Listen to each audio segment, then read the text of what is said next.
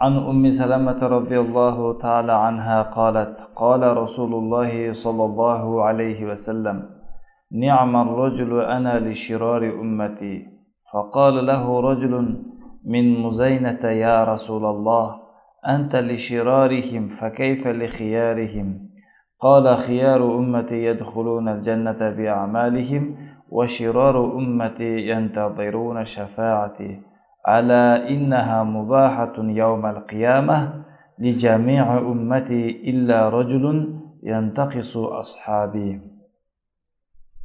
Ummu Salama radhiyallahu anhadan riwayat aytat, Payg'ambar sallallohu alayhi vasallam aytdi, men qanday yaxshi odamman, yaxshi kishimin, ummatimning eng jamanlarina. O'shanda Muzayna qavmidan bir odam aytdi, Allohning elchisi, agar siz ummatning eng jamanina o'shunday yaxshi bo'lsangiz, anda ularning yaxshilarına qanday foydangiz tiyadi dedi.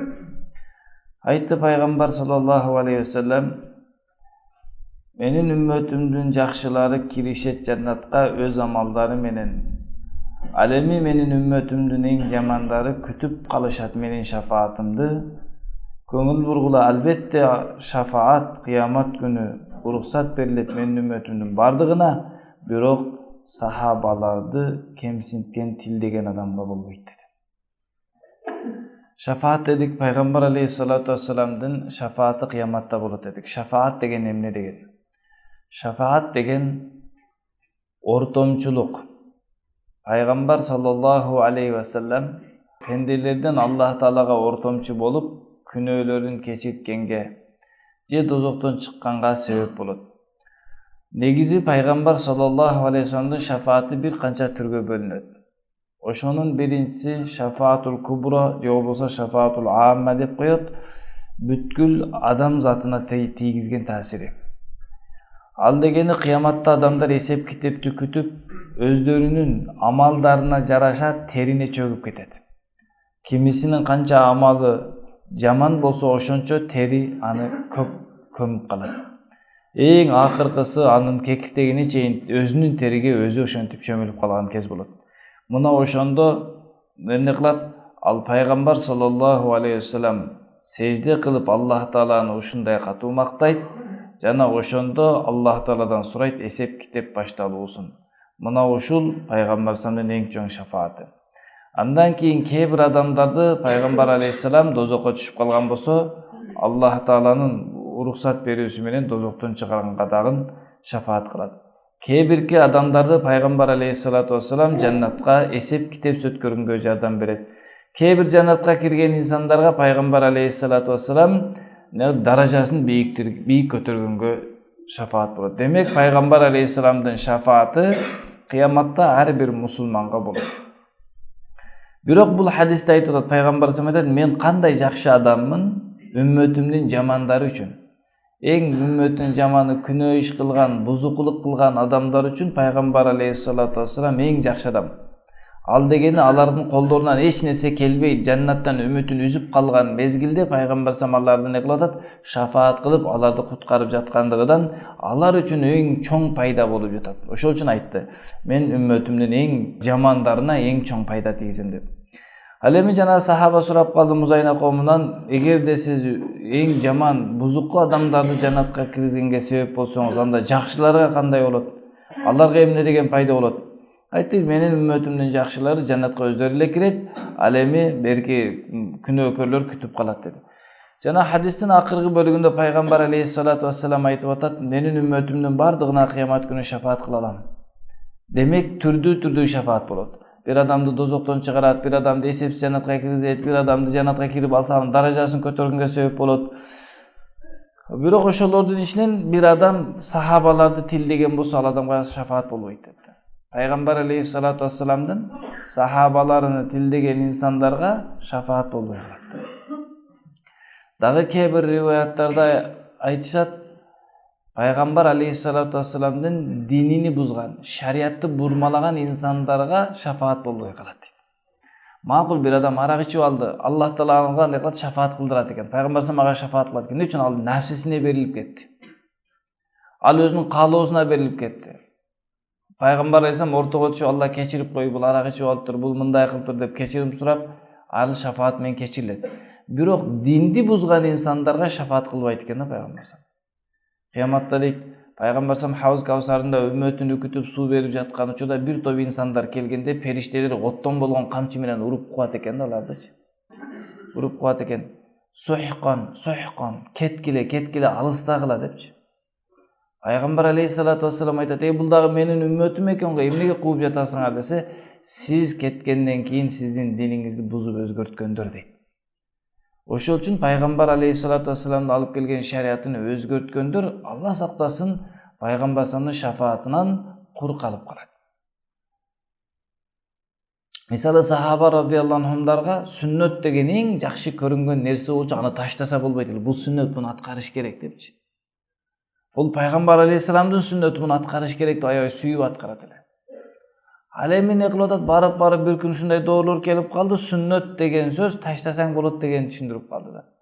Кээ бир адамдар эмне кылат? Бул сүннөт эле экен, дамла таштаса болот деп. Бул сүннөт эле, бул зарыл эмес дейт. Эмне болду? Пайгамбар алейхиссалату вассалам сүннөт дегени бул тирилтүү үчүн, буну аткаруу үчүн эле го. Пайгамбар айтты, бир сүннөттү тирилткенге 100 шейиттин сообу депчи. Ал эми эмне кылып атат? Бул сүннөт эле, буну калтырып койсо болот деп динден сүннөттү чыгарган өтө зыян да. Эмне үчүнсө, динден канча сүннөттү чыгарсаң, ошончо бидаат кирет да. Үйлөнүү тойдогу сүннөттү чыгарып салсаң, үйлөнүү тойдогу бидаат кирет. Жасалма нерселер кирет. Сүннөттү тартипти чыгарып салдың, бузуку болуп атат. Арак ичип атат, башка туура эмес иштер болуп атат да. Адамды акыретке узатканда сүннөттү чыгарып салды, сүннөттү не болуп калды? Бул сүннөт эле деп кошумчалап отурдагын сүннөткө ортосу толо бидаат болуп калды. Акыретке кайтыш болгон, сапар таткан адамды эч ким ойлобой калды. Бардыгы эмне кылды? Бирөөсү сойгонду ойлойт, бирөөсү жегенди ойлойт, бирөөсү эт бөлүштүргөндү ойлойт, бирөөсү кездеме бөлүштүргөндү, бирөөсү акча топтогонду ойлойт. Бирок мына киши кетип атат, ушуга кичине дуа кылалы. Эмне кылып атат? Сүннөт жашоодон чыкканда ордуна бидаат келет да. Эмне кылды? Динди өзгөртүп болуп калды. Динди азайтып салды. Ошол үчүн барып эмне болот экен? Ар бир амалды сүннөт менен аткарыш керек. Сүннөт менен аткарыш керекти сүннөттү чыгарып таштасаң, андан эмне кылат? Ордуна бидаат келет. Бирок чындап келгенде кээ бир сүннөттөр бар, ал сүннөт арам менен адалдын ортосун бөлүп коет. Неге бул чындап келгенде сүннөт? Бирок бир учурда неке эмне кылат? Фарз болот. Бул сүннөт эле таштап койсоң, арам болот. Ошол үчүн эмне болуп калды? Пайгамбар алейхиссалату вассаламдын жашоосу, шариаты алып келип көрсөткөн ар бир амалдын сүннөтү бар, ошону толук аткарыш керек. Эгер ошону бузганга себепчи болуп калсак, ошону жок болгонуна себепчи болуп калсак, анда биз кыяматта пайгамбар саламдын Хауз Каусарынан суу иче албай калабыз, мүрөк суусунан. Пайгамбар саламдын сыйлап бизге суу бербей калат. Периштелер ага жеткизбей тосуп кууп жүгүрөт. Кыяматта шафаатына дуушар болбой калат, илешпей калат. Эмне үчүн? Себеби пайгамбар алейхиссалату вассаламдын динини бузганга себеп болуп калган да. Эгер бир адам өзү эле бир күнөө кылды, динди бузган жок, бирок өзү нафсисине берилип кетип күнөө кылып алды. Аны Аллах Таала кечирет, пайгамбар салам ортого чыгат. Эми пенде дегенде нафсиси бар экен, азгырылып кетти. Бирок динди бузган, бул нафси бар экен, азгырылып кетти эмес, бул атайлады болот. Бул атайлап жасады ушуну болот. Ошондуктан эмне кылды? Бир түрдүү адамдар шафаат кыла албайт. Ким сахабаларды тилдесе, сахабаларга айып жапса, сахабалардын бардыгы адилеттүү, бардыгын айткан сөз шариат. Ал эми экинчиси, динди бузган инсандарга да пайгамбар салам шафаат кылбайт экен. Али радиаллаху анху айтат, пайгамбар саллаллаху алейхи вассалам айтты: "Мен шафаат кылам үммөтүмө, Роббим тараптан мага жар салганга чейин, мага кайрылганга чейин." Айтат: "Разысыңбы, эй Мухаммад саллаллаху алейхи вассалам?" Мен айтамын: "Ооба" деп, "Разымын" деп. Анан Али радиаллаху анху ошол жердеги адамдарга карап туруп айтты: "Эй ирактыктар, силер айтасыңар, Курандагы адамдарга үмүт пайда кылган аят ушул аят деп айтасыңар дейт. Эй менин өздөрү зулум кылган пенделерим, Алланын рахматынан үмүт үзбөгүлө. Албетте Аллах Таала күнөөлөрдүн баарын кечирет. Албетте Аллах Таала кечиримдүү жана мээримдүү. Ушул аят эң адамдарга үмүт пайда кылган аят деп айтасыңар деп айтты. Ошондо риваят кылып аткан Рави айтып атат, мен айттым, ооба биз ушинтип айтабыз. Ирактыктар айтат элер, Курандагы эң адамдарга үмүт берген, адамдарга үмүт пайда кылган аят ушул аят. Эмне үчүн? Себеби адам күнөө кылат. Аллах Таала күнөөкөрлөрдү эмне деп атат? Эй менин күнөөкөр кулдарым, үмүт үзбөгүлө деп атат дейт. Ошондо Али радиаллаху анху айтат, биз ахли байтта айтабыз, эң Алланын китебиндеги эң адамга үмүт берген аят бул аят. Валасауфа жакында сага берет Роббиң, сен разы болосуң деген. Пайгамбар саллаллаху алейхи вассаламга Роббиң бир нерсе берет, сен разы болосуң деген ушул шафаат деди. Муну мындайча түшүнөбүз. Ирактыктар мындай деген тафсир берет экен да, Курандагы адамдын үмүтүн жандырган аяттардын ичинен эң көп адамдын үмүтүн жандырган аят, күнөөкөрлөр үмүт үзүлүп калганда ушул аят менен үмүттөр ачылат дейт. Менин өздөрүнө зулум кылган кулдарым дейт. Канчалык катуу күнөө кылса дагы Аллах Таала ошол күнөө кылган инсандарды я ибади, эй менин кулдарым деп айтып атат. Канчалык күнөө кылбасын, Аллах Таала ошону не кылат экен? Эй менин кулдарым деп кайталат экен. Эгерде биз ата энебизге баш ийбей койсок, 5 жолу 10 жолудан кийин сен менин балам эмессиң дейт. Сен менин балам эмессиң деп айтат. Атанын дагы, апанын дагы мээрими барып токтойт бир жерде. Бирок Алланын мээрими токтобойт. Канча жыл не кылдың, күнөөкөр болуп жашасаң дагы, Аллах Таала бул аятта не деп атат? Эй өзүгө өзү зулум кылып алган кулдарым, яни менин кулдарым силер деп айтып атат. Үмүт үзбөгүлө Алланын рахматынан. Албетте Алла Таала бардык күнөөнү кечирет. Канча көп күнөө кылсаң да Алладан кечирим сурасаң Алла кечирет. Албетте Алла Таала күнөөлөрдү кечирүүчү мээримдүү зат dedi. Ушул аятты эң үмүт берүүчү, адамдардын үмүтүн жандыруучу аят десе, Али радиаллаху анху айтты. Ал эми биз айтабыз, Аллах Тааланын китебиндеги эң адамдарга үмүт пайда кылган аят бул аят. Жакында берет Роббиң сага, сен разы болосуң деди. Бул шафаат деди. Пайгамбар алейхиссалату вассаламга кыяматта Аллах Таала шафаат, ортомчулук кылып дозоктон куткарууга укук берет.